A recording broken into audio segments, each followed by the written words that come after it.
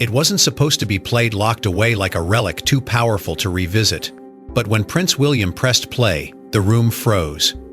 King Charles III stiffened, eyes fixed ahead, as a voice from the past, fragile, haunting, unmistakable, cut through decades of silence. This wasn't just memory, it was reckoning. And no one in that room was prepared for what came next. Before we go deeper into what this really means for the royal family, make sure to subscribe so you don't miss a single update. What began as a routine private gathering, one of those carefully managed royal gatherings, moments designed to maintain unity, quickly unraveled into something far more unsettling. Reports suggest the meeting at Sandringham had been scheduled to address ongoing family matters, the kind that rarely leave palace walls, the kind that are handled quietly, deliberately, and without disruption.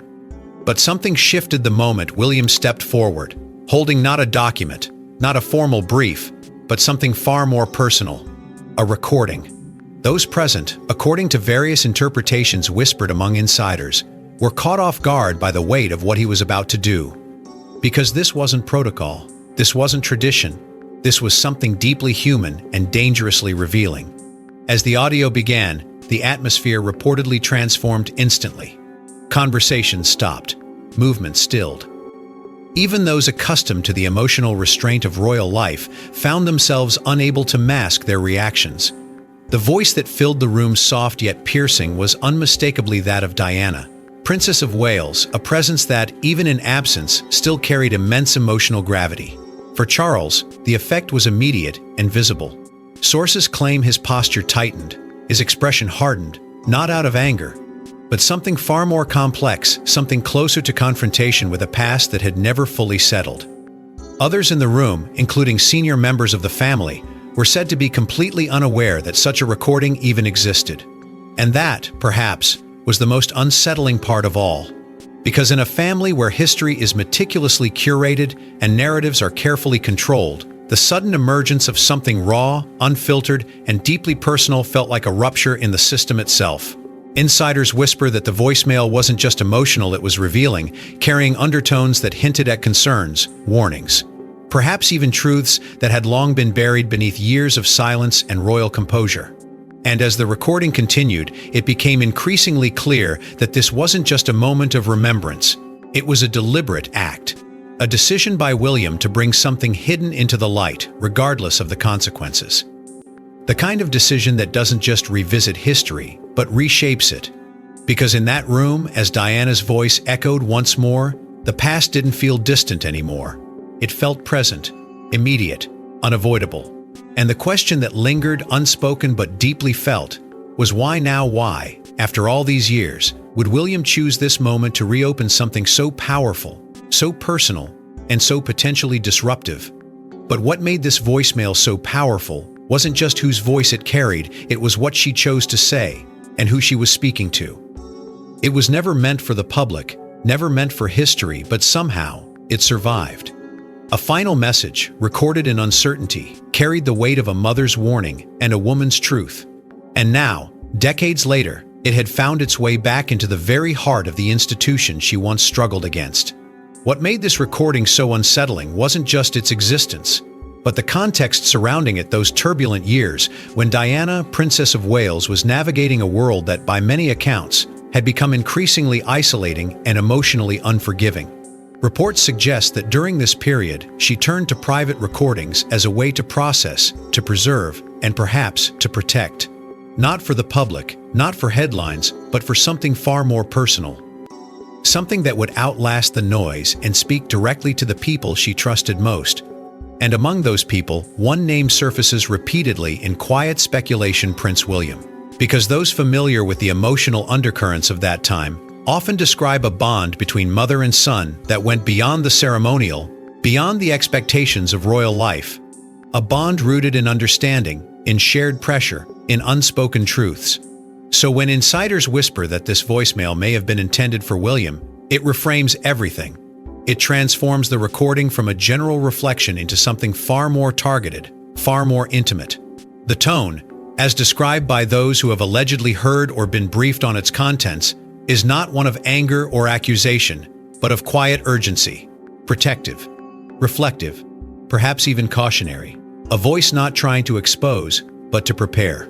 There are mentions, it is said, of the system not as a direct criticism, but as a reality that must be understood, navigated, endured.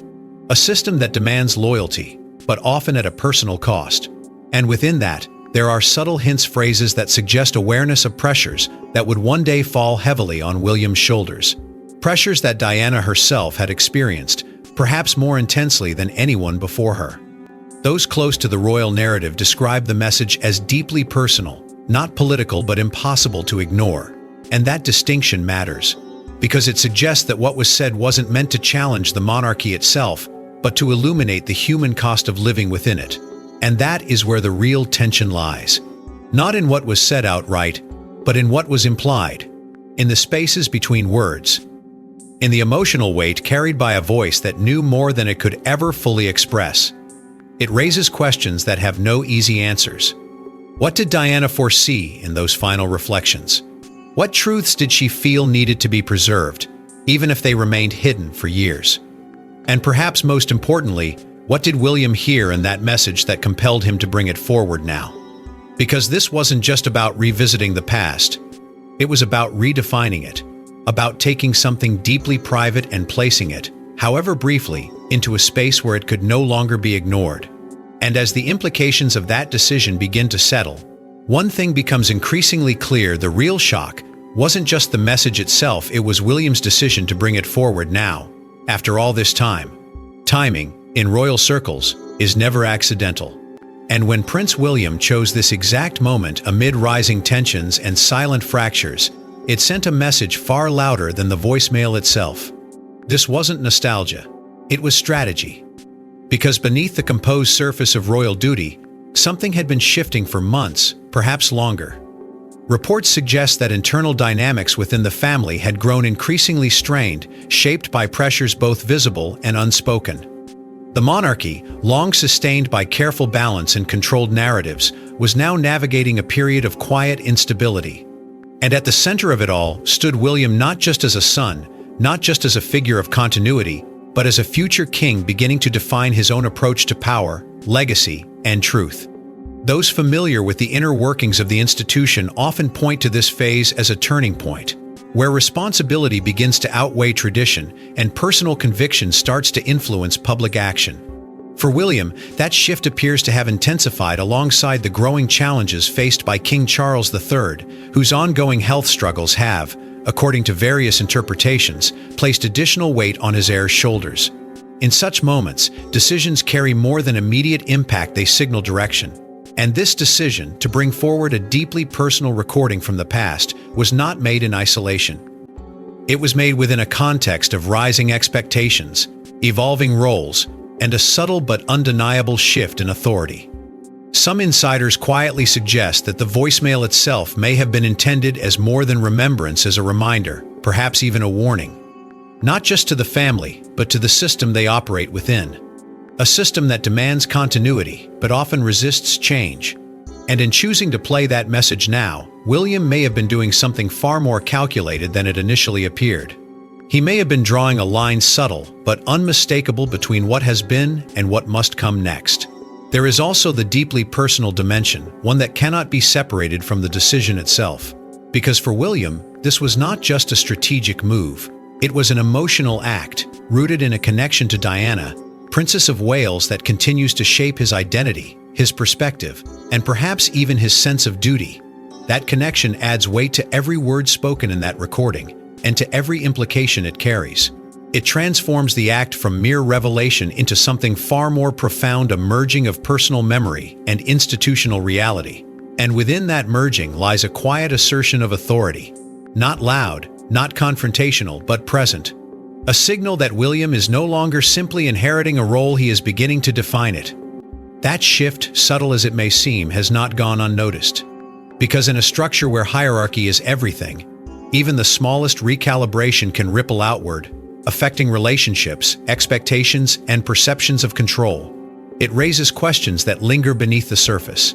Is this a moment of transition? A sign of generational change? Or something more deliberate, a step toward reshaping how the monarchy engages with its own past? Whatever the answer, one thing is clear: this was not a random act. It was a decision made with awareness, with intention, and with consequences that are only just beginning to unfold. And as those consequences begin to take shape, the focus inevitably shifts away from William and toward the figure whose reaction may define what comes next. Because in a moment where past and future collided so powerfully, the present was left in the hands of one man. But as William's motives came under quiet scrutiny, all eyes turned to one man, the king himself, and how he would respond. For a man who has spent decades managing legacy, image, and history, this was something entirely different. This was personal. And as Diana's voice echoed through the room, King Charles III wasn't just listening, he was confronting a past he had long tried to contain. Reports suggest that the shift in his demeanor was immediate, almost involuntary, as though the carefully maintained distance between past and present had suddenly collapsed without warning. Those present, according to various interpretations circulating quietly among palace observers, describe a moment where composure gave way not dramatically, not outwardly, but in subtle, telling ways. A tightening of posture, a stillness that lingered too long, a silence that felt heavier than protocol could explain. Because this wasn't simply a recording. It was a voice that carried history, emotion, and unfinished chapters all at once. And for Charles, that combination was impossible to ignore. What made the moment particularly complex was the dual role he occupied within it.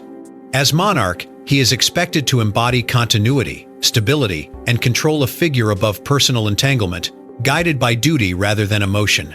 But as the former husband of Diana, Princess of Wales, he was also a man being confronted with something deeply intimate, something that bypassed the institution and spoke directly to memory. That tension between crown and personal history created a kind of emotional dissonance that could not easily be resolved.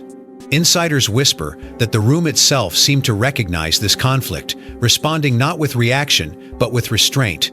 No interruptions, no immediate commentary, just a prolonged, almost deliberate silence that followed the playback, as though everyone present understood that this was not a moment to be managed, but one to be endured.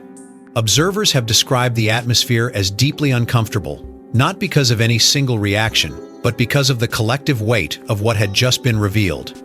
The monarchy, built on structure and narrative control, had briefly been exposed to something unfiltered. And in that exposure, Charles found himself at the center of a convergence between past decisions and present consequences. There is speculation quiet, carefully worded that the recording may have touched on themes that remain sensitive even now. Not accusations, not confrontations, but reflections that carried emotional truth. And emotional truth, within an institution designed to suppress it, can be profoundly destabilizing. It raises questions that are difficult to articulate, let alone answer. Questions about what was understood at the time, what was overlooked, and what remains unresolved beneath the surface of carefully maintained legacy. For Charles, the challenge was not simply to hear the message, but to absorb its implications without allowing them to disrupt the role he now holds. Because kings are not afforded the luxury of personal reaction in the way others are. Every response, every silence, every shift in expression carries meaning. And in this case, meaning was unavoidable. The past, long managed and compartmentalized, had re-entered the present with a clarity that could not be dismissed. It forced a kind of reckoning not public, not declared, but internal. A confrontation with memory, with perception, and with the enduring presence of a figure whose influence has never truly faded. And yet, what made the moment even more significant was not just Charles's reaction, but the realization that it would not remain contained within him, because in a family so tightly bound by shared history, no emotional shift exists in isolation. The weight of that moment, the silence that followed, the tension that lingered at all began to move outward, touching others in ways both visible and unseen. And as the implications continued to unfold, it became clear that Charles wasn't the only one affected, because the ripple effect of that moment spread quickly through the rest of the family. Behind palace walls, reactions don't explode, they simmer. And in the hours following that playback, the royal household reportedly entered a state of quiet unrest, where every glance, every silence, carried meaning. What unfolded was not a dramatic confrontation, but something far more telling, a slow, deliberate shift in atmosphere that revealed just how deeply the moment had landed. Reports suggest that among the senior royals, reactions were anything but uniform. Some remained composed, retreating into the familiar discipline of restraint, while others, according to insiders, found it harder to mask the emotional weight of what they had just experienced. And at the center of that emotional response was Catherine, Princess of Wales, whose reaction has been described in quiet whispers as deeply felt, almost instinctive. Not outwardly expressive, but undeniably affected, as though the voice she had just heard carried not only history, but a renewed sense of responsibility, one that now extended into her own role within the family. For others, the shock came not from the content itself, but from its sudden emergence.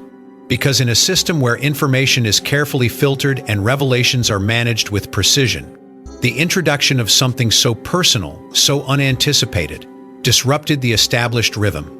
Those familiar with palace dynamics suggest that several members of the family were caught completely off guard, unaware not only of the voicemail's existence, but of William's intention to share it in such a setting.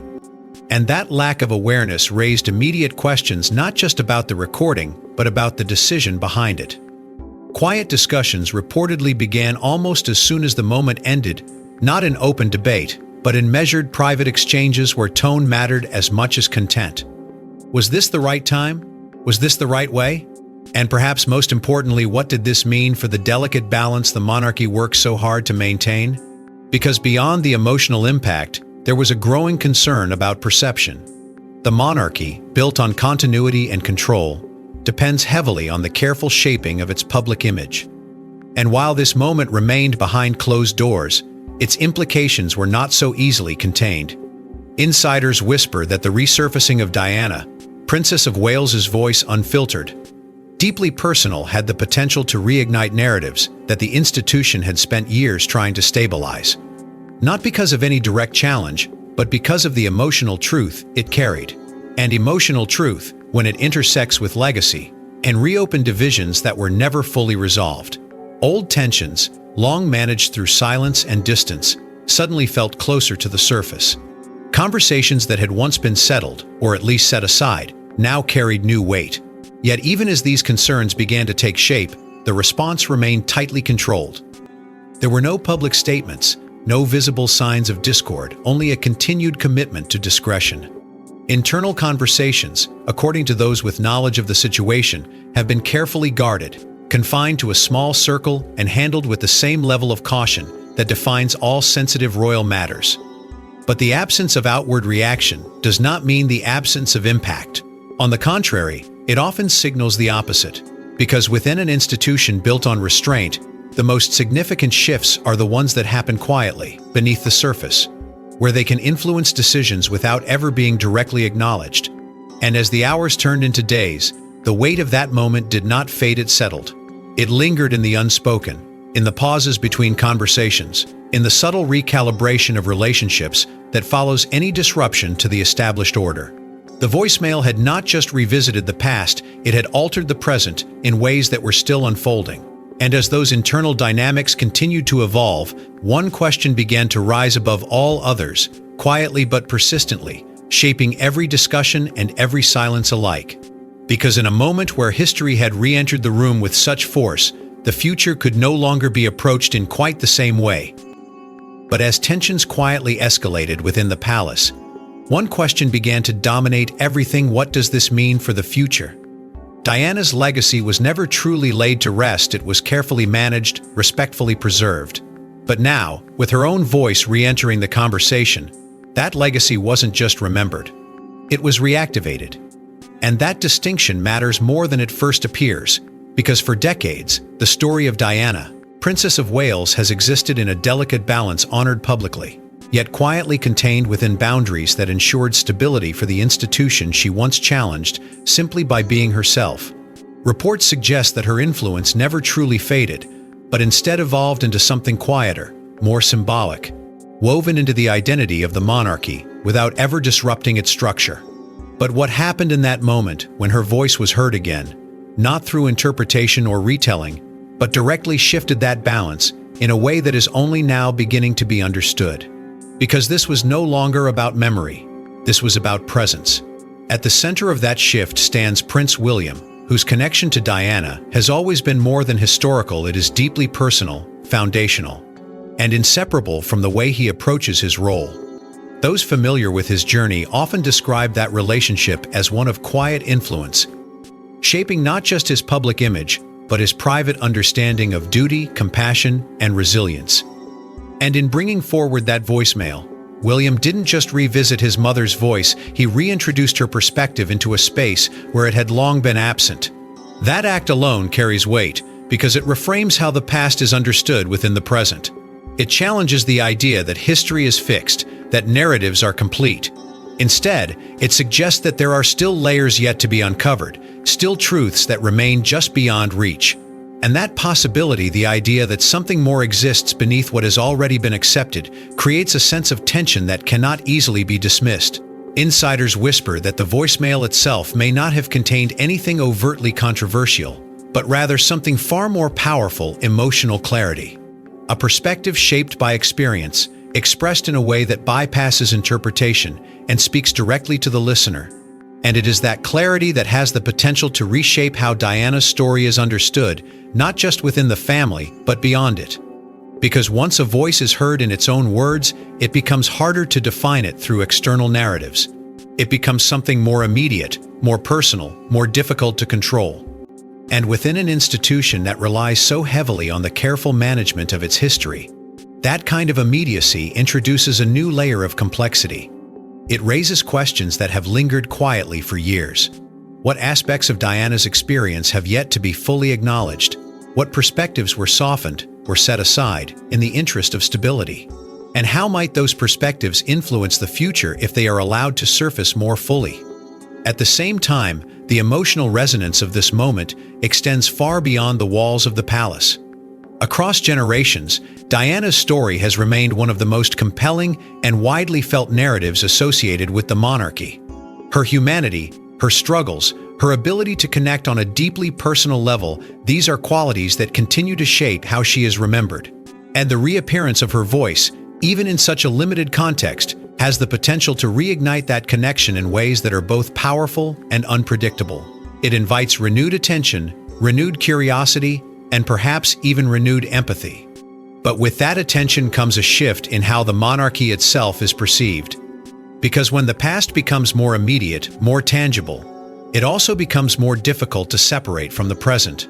And that is where the true significance of this moment begins to emerge. It is not just about revisiting Diana's legacy, but about redefining how that legacy interacts with the institution moving forward. The voicemail has not rewritten history, but it has reopened it. It has created space for reflection, for reconsideration, and for a deeper understanding of the forces that have shaped the monarchy as it exists today.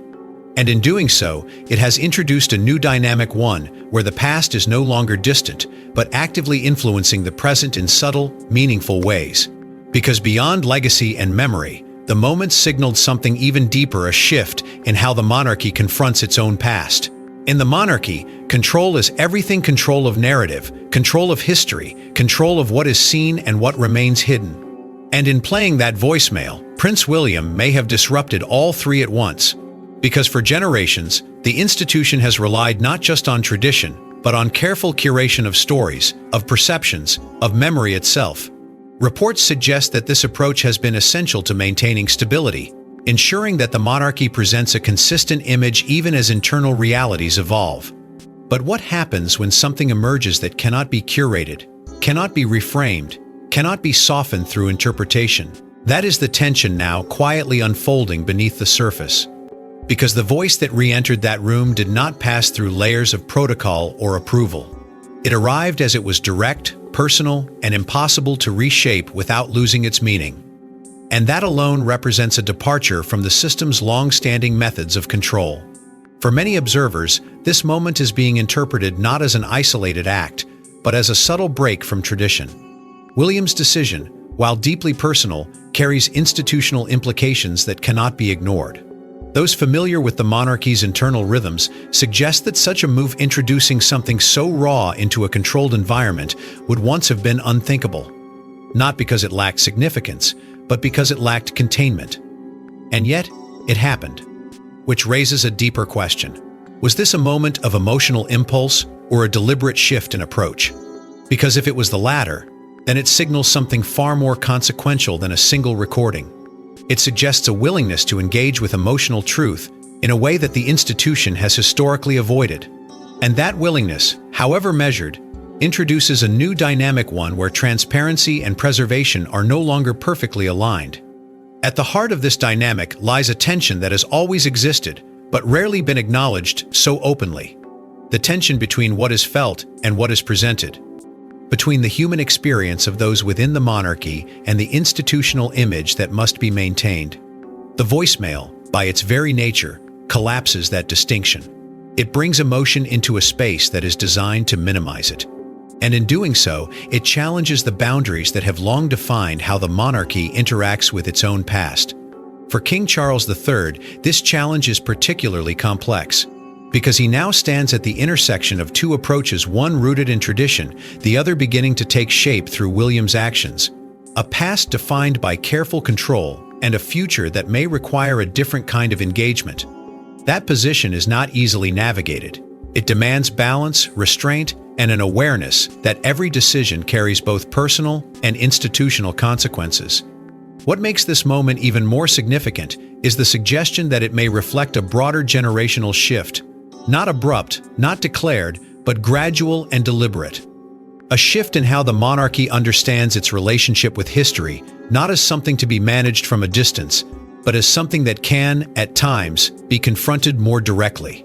This does not mean abandoning tradition, but it does imply an evolution in how that tradition is applied. And within that evolution lies uncertainty. Because any change to a system built on continuity must be approached with caution. Yet the very act of introducing that voicemail suggests that change, however subtle, is already underway. The implications of this shift are still unfolding, still taking shape in quiet conversations and unspoken adjustments. But one thing is becoming increasingly clear. The balance between silence and openness, between preservation and expression, is no longer as fixed as it once was. And that uncertainty, controlled, measured, but undeniable, marks a turning point that cannot easily be reversed. Because once a boundary has been crossed, even gently, it changes the landscape of what is possible moving forward. And as those within the institution begin to navigate this new terrain, the significance of that single moment continues to expand. Not just as an emotional event, but as a signal, subtle yet profound, that the way forward may not look exactly like the past. And as the dust begins to settle, one final realization starts to take shape. This moment may have changed everything. When the recording ended, no one spoke, not immediately. Because some moments don't demand reaction, they demand reflection. And in that silence, something shifted quietly, but irreversibly.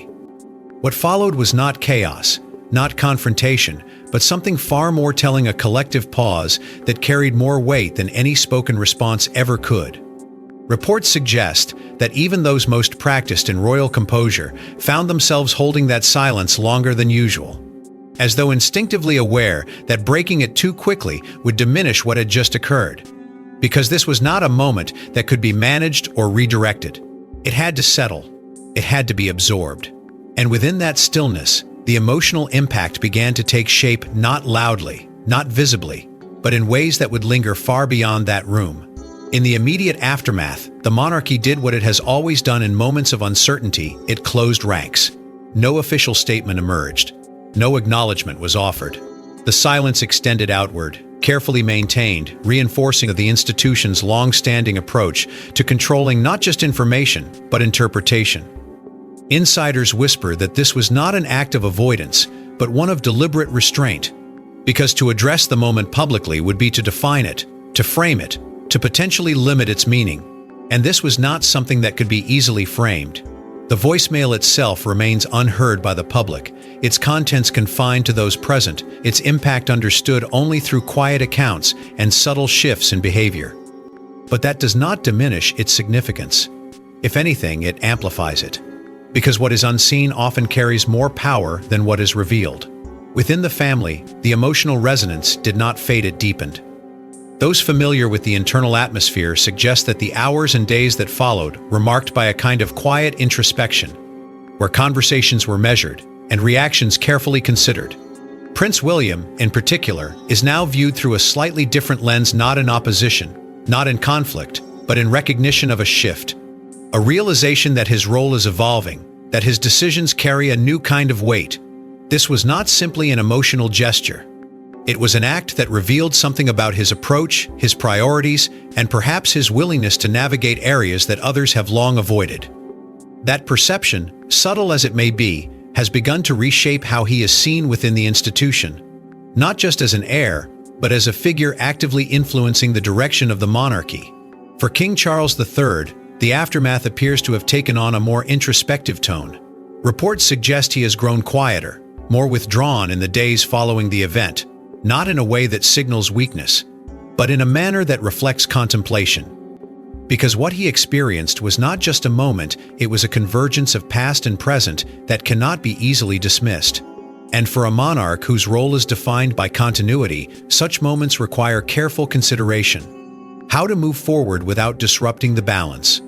How to acknowledge without exposing. How to carry the weight of history while still leading into the future. These are not questions that demand immediate answers. They are questions that unfold over time, shaping decisions in ways that may not be immediately visible. And that is perhaps the most significant aspect of what occurred. Not the recording itself, not even the reactions it prompted, but the quiet transformation that followed. The subtle recalibration of roles, perceptions, and unspoken understandings. Because within an institution built on tradition, even the smallest shift can have lasting consequences. And this was not a small shift. It was a moment that touched the core of the monarchy's identity, its relationship with its own past, its approach to truth, and its ability to adapt without losing itself. The voicemail may never be heard beyond that room, its words may never be publicly confirmed, but its presence has already left a mark. A quiet, enduring mark that continues to shape the atmosphere within the palace, guiding conversations, influencing decisions, and redefining what is possible moving forward. Because in the end, it wasn't just a message from the past, it was a moment that may quietly shape the monarchy's future for years to come. Thanks for watching. Please don't forget to like and subscribe, and we will see you in the next one.